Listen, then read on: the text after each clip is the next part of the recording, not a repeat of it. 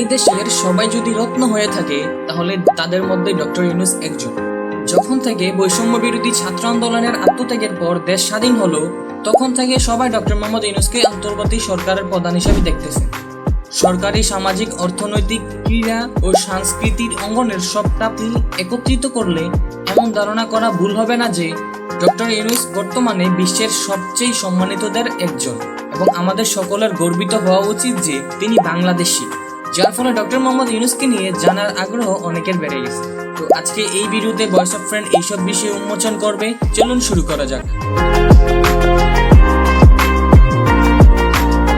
Doctor Mohammad ইউনূসের ব্যাপারে সবাই যে তথ্য জানে সেটা হলো তিনি শান্তিতে নোবেল পুরস্কার পেয়েছেন, কিন্তু অনেকেই যেটা জানেন না এর মধ্যে বিশ্বব্যাপী এমন কিছু অর্জন রয়েছে যেটা বিশ্বের আর কারো নেই। ইনফ্যাক্ট তার এই অর্জন জানলে নিজেই বলতে বাধ্য হবেন তার মতো একজন গুণী মানুষ বাংলাদেশে 100 বছর আসবে কিনা সন্দেহ। অনেকে হয়তো আমরা জানি না পৃথিবীতে 7 জন মাত্র ব্যক্তি আছেন যারা একসাথে নোবেল, আমেরিকার presidential award and congressional gold medal এর 3টি পুরস্কার পেয়েছেন। এরা হলেন Nelson Mandela, Martin Luther King, Mother Teresa সহ আরো 4 জন। আর এদের মধ্যেই 7ম ব্যক্তিটি হচ্ছেন আমাদের ডক্টর মোহাম্মদ ইউনূস। 2012 সালে পর্জন ম্যাগাজিনে সারা বিশ্বের টপ 12 জনের উদ্যোক্তার লিস্ট তৈরি করা হয়েছিল। সেখানে বিল গেটস আছেন, স্টিভ জবস আছেন, আর আছেন আমাদের ডক্টর মোহাম্মদ ইউনূস। জানলে আরো অবাক হবেন যে জাপানের সিনিয়র হাই স্কুলের ইংরেজি টেক্সট বইতে আমাদের ডক্টর ইউনূসকে নিয়ে একটি চ্যাপ্টার আছে। সব স্কুল ছাত্রছাত্রীরা ওনাকে চিনেন।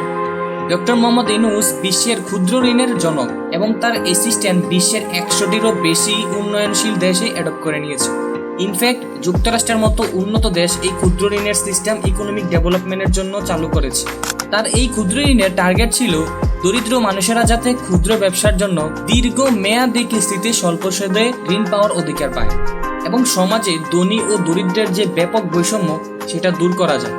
যখন মোবাইল ফোন বিশ্বের যে কোনো দেশে বিলাসপণ্য হিসেবে বিবেচিত হতো, তখন বাংলাদেশের গ্রামের নারীদের দরিদ্রতা দূর করে তাদের উদ্যোক্তা ও দক্ষতা ব্যবহার করে টেলিযোগাযোগ সেবা দান কাজে লাগানো হয়েছিল, এবং স্বল্প পরিমাণে কিছু গ্রামীণ নারীদের হাতে মোবাইল ফোন তুলে দেওয়া হয়েছে, যার মাধ্যমে বিশ্বব্যাপী টেলিফোন লেডি নামে পরিচিত লাভ করে। এবং এই টেকনোলজির মাধ্যমে ওইসব নারীরা আগে নিজেদের ক্ষুদ্র ব্যবসা দিয়ে যা ইনকাম করত তার থেকে 4000 টাকা বেশি ইনকাম করা শুরু করেছিল।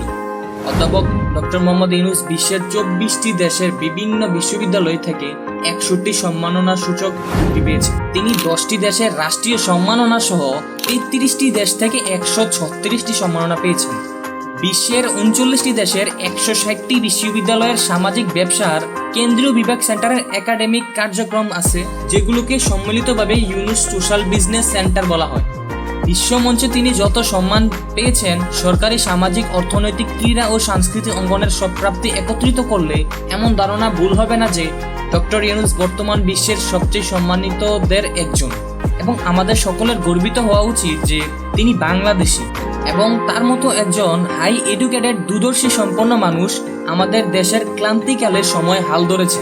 সেটা তো আমাদের সকলের খুশি হওয়া উচিত। অথচ এখনো আমাদের অনেকেই তাকে নিয়ে বিতর্ক করছে। অবশ্যই এখানে তাদের দোষ নেই। শেখ হাসিনা তার সময় ডক্টর মোহাম্মদ ইউনূসের মতো মানুষকেও অপদস্থ করতে ছাড়েনি। তাকে গরিবের রক্তচোষা ঘুষখোর বলে অভিহিত করে কারাগারে পাঠানোর পর্যন্ত সিদ্ধান্ত নেয়। তার ইমেজ নষ্ট করার চেষ্টা করেছিল। তবে একটি বিষয় মাথায় রাখা উচিত, দেশের এই ক্লান্তিকালে পুরো মূর্খ মারপ্যাচ লাগানো প্রতিনিধি নয়, বরং একজন আদর্শ, যোগ্য, এডুকেটেড কাউকে আমরা চেয়েছিলাম, এবং আমরা সেটা পেয়েছি। প্রিয় দর্শক, আজ এই পর্যন্তই। আসলে ডক্টর মোহাম্মদ ইউনূসের অর্জন নিয়ে যদি সারাদিন ভিডিও তৈরি করি তাহলে শেষ হবে না। শুরু থেকে শেষ পর্যন্ত চেষ্টা করেছি ভালো করে উপস্থাপনা করতে। কোথাও কোনো তথ্য নিয়ে আপনার পরামর্শ থেকে থাকলে তা কমেন্ট করে জানাবেন, এবং ভিডিওটি কেমন লাগাচ্ছে সেটাও জানাবেন। দেখা হচ্ছে পরবর্তী ভিডিওতে। ততক্ষণ পর্যন্ত মহান আল্লাহ তাআলা সবাইকে ভালো রাখুক, সুস্থ রাখুক। আল্লাহ হাফেজ।